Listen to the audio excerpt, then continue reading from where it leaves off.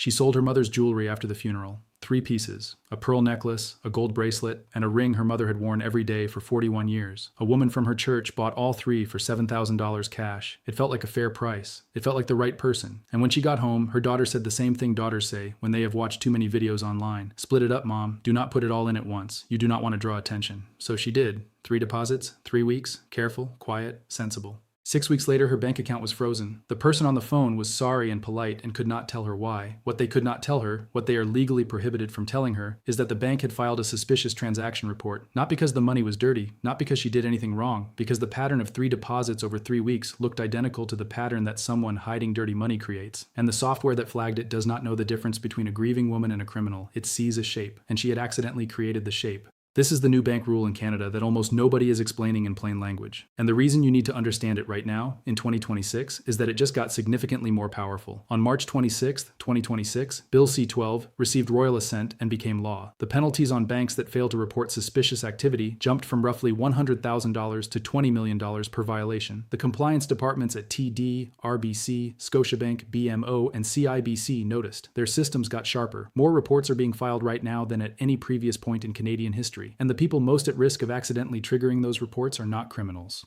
They are people exactly like you. Stay with me, because before this video ends, I'm going to show you exactly how the system works, why the advice that feels careful is the most dangerous thing you can do, and the 1 sentence, 7 words, that ends most of these situations before they begin. And I'm going to show you something at the end that even the competitor videos on this topic are not explaining. A change that received royal assent on March 26th of this year that could make certain cash transactions at Canadian banks permanently impossible within the next 12 months. Subscribe right now and hit the bell. Canadian banking rules change dramatically in 2026, and your bank will not explain these changes to you before your account is affected. Subscribe now. Now let me show you exactly what is happening. Hook number 2, and this is the number that should stop you. A single prescribed violation under Bill C-12 now carries a maximum administrative penalty of $4 million for a person and $20 million for an entity. That is not the penalty on you. That is the penalty on your bank if they miss a required report about your account. When the fine for missing a report is $20 million, your bank files the report. Every time, without hesitation, without judgment, the software flags the pattern and the report goes to FinTrack automatically. Ambito. FinTrack, the Financial Transactions and Reports Analysis Center of Canada, is the federal agency that collects every one of those reports and can share them with the CRA when relevant to an investigation. Key changes included increases to administrative monetary penalties, new requirements for reporting entities to enroll with FinTrack, and restrictions on Canadian businesses and charities accepting cash payments of $10,000 or more, and the introduction of a new information sharing framework permitting private sector reporting entities to share information related to money laundering, terrorist financing, and sanctions evasion means your bank can now share information about your transactions with other banks without your knowledge or consent, specifically to detect patterns across institutions. Tarjeta Bienestar, MX, Retiro Estratégico. Tell me in the comments right now, did you know that splitting a cash deposit into smaller amounts, even with completely clean legitimate money, is a criminal offense in Canada that can result in account freezes, fines, and in serious cases, criminal charges? Yes or no? Drop your province below, because what this community shares shapes exactly what we cover next. Hook number 3. Here is what the competitor videos are not explaining about the new 2026 rules. The bill will enact a comprehensive ban on the acceptance of cash payments of $10,000 or more by all businesses and charities in the Canadian economy, subject to exceptions that will be set out in regulations. Financial entities will also be prohibited from accepting third-party cash deposits. Ambito. Read that again, third-party cash deposits. That means if someone who is not the account holder tries to deposit cash into your account, your adult child depositing cash on your behalf, a family member helping you while you are in hospital, a caregiver running an errand, that deposit may soon be prohibited entirely at Canadian financial institutions. This provision is proposed and moving through regulation. It has not fully taken effect yet, but the direction the system is moving is clear. Cash is being systematically removed from the Canadian banking system, and the people who rely most on cash transactions, older Canadians, people without digital banking access, people in rural areas, people helping elderly parents with their finances, are the ones this will affect most. Here's how the system actually works, and why the well-meaning advice that comes from people who care about you is the advice that creates the most damage. Every Canadian financial institution, your bank, your credit union, Desjardins in Quebec, is legally required under the Proceeds of Crime Money Laundering and Terrorist Financing Act to report certain transactions to FinTrack. These reports happen in 2 forms, and the difference between them is what you need to understand. The first form is the large cash transaction report. When you deposit $10,000 or more in cash in a single transaction, your bank files this report automatically. No judgment call, no discretion, mandatory by law within 15 calendar days. Your bank does not tell you it happened. There is no form for you to sign. No letter arrives. It simply happens, and the data goes to FinTrack.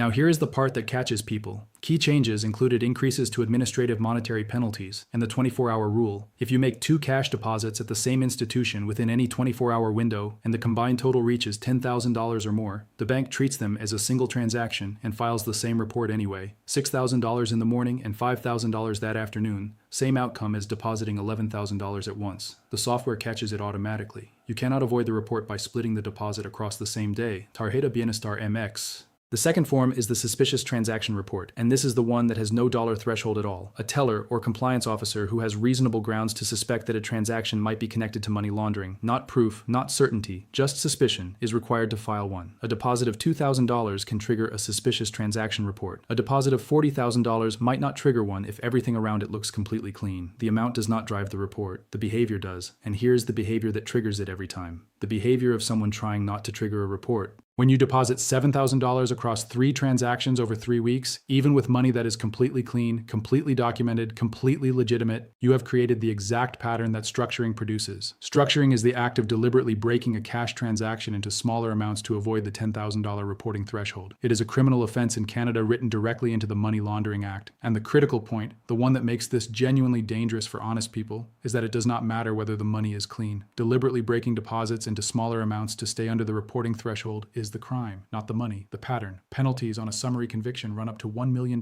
in fines, up to 2 years less a day in prison, or both. The advice to structure almost always comes from someone who means well. An adult child who watched an American video and assumed the Canadian rules work the same way. A neighbor who heard something at the coffee shop. A friend who said just split it up and nobody will notice. That advice comes from love. It is still wrong. And the woman who sold her mother's jewelry and followed her daughter's advice found out what well-meaning wrong advice costs when the bank account that she paid her heating bill from was frozen on a Tuesday morning with no explanation she was legally entitled to receive. Now here is the part most coverage of this issue completely misses, and this one involves the CRA directly, not FINTRAC.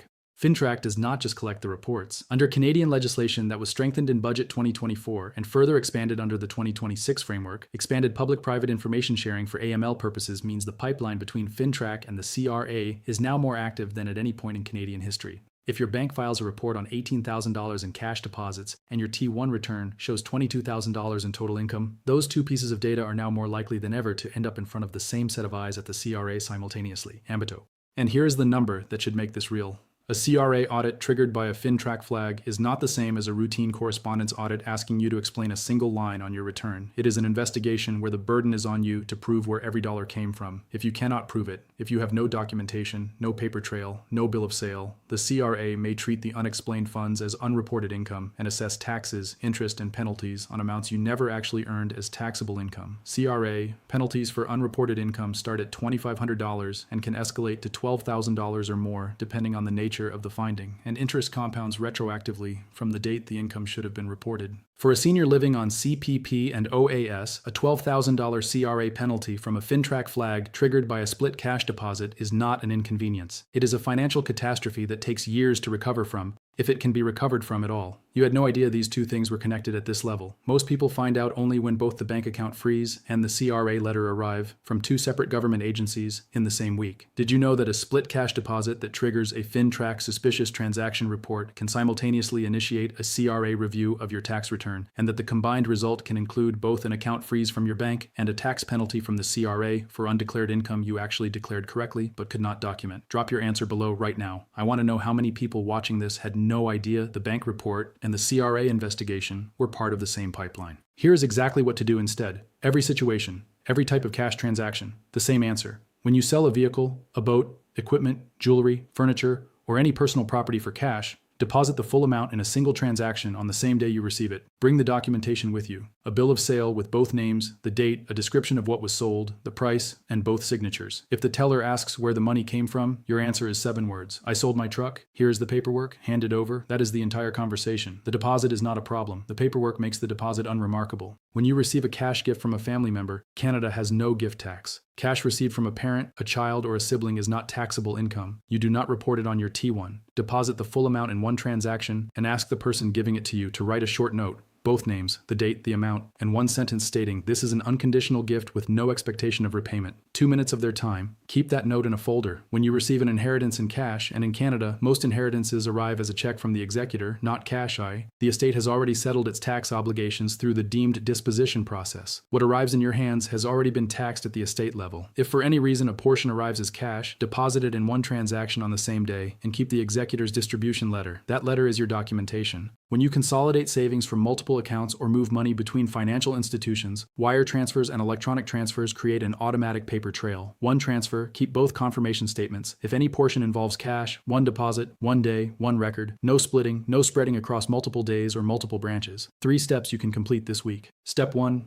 Build your folder. Right now, today, put a folder somewhere accessible, physical or digital, and label it Cash Transactions. For every cash transaction over $500 that you make or receive from this point forward, the documentation goes in the folder immediately. Bill of sale for anything sold. Gift note for money received from family, executor letter for inheritance, institution confirmation for account transfers. You will almost certainly never need to open this folder for anyone. But if your account is ever frozen or a letter arrives from the CRA, that folder is the difference between a resolved afternoon and months of stress that no innocent person should have to carry. Step 2. If you have a cash transaction coming up, a private sale, a property settlement, a family gift, deposit the full amount in a single transaction on the day you receive it, not the next day, not spread over a week. The same day, the full amount with documentation in your hand when you walk through the bank door. 7 words if anyone asks where it came from. Step 3. Share this video today with one person in your life who has given you the advice to split a cash deposit to avoid drawing attention. They gave you that advice from love. Show them this video, because the advice that feels careful is the advice that turns clean money into a frozen account and a FinTrack file and possibly a CRA letter, all from one well-meaning suggestion that nobody told them was wrong. One more thing before we close. If your account is ever frozen, do not try to explain yourself at the bank counter. Under the Money Laundering Act, the bank employee you are speaking to is legally prohibited from telling you whether a suspicious transaction report has been filed about you. Disclosing that a report exists is itself a criminal offense under the legislation. The person who sounds sorry and unable to help is not being evasive. They are legally gagged. Do not sign anything. Do not answer detailed questions under that kind of pressure.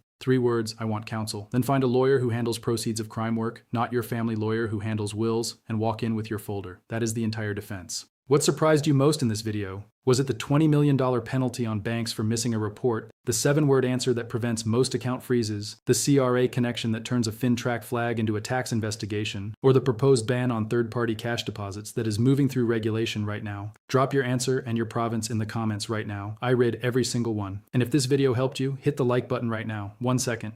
It is the only way this reaches the next person who is about to split a cash deposit on the advice of someone who loves them and has no idea what that advice costs.